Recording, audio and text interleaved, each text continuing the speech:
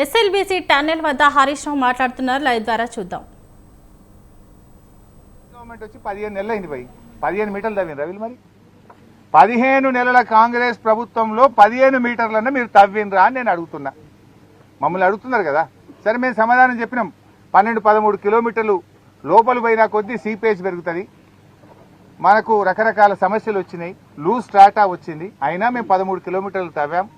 2 balancing రిజర్వాయర్లకు పూర్తి చేసే ప్రయత్నం చేసినాం. 3,900 కోట్ల రూపాయలు మేము ఖర్చు పెట్టినాం. అయితే 15 నెలల మీరు 15 మీటర్లు తవ్వినరా?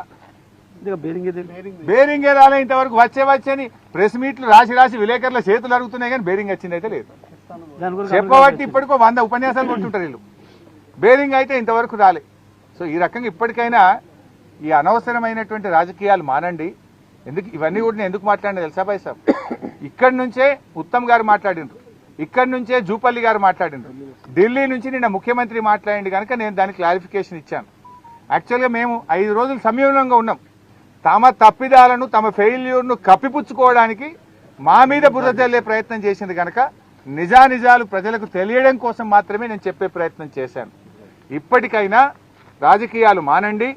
యుద్ధ ప్రాతిపదికన అన్ని బృందాలను ఒక తాటి మీద నడిపి కన్వేయర్ బెల్ట్ను ఓకే చేసి ఆ మక్కును బయటకు తీసుకొచ్చి వాళ్ళ ప్రాణాలు కాపాడే ప్రయత్నం చేయాలని బీఆర్ఎస్ పార్టీ పక్షాన కోరుతున్నాం.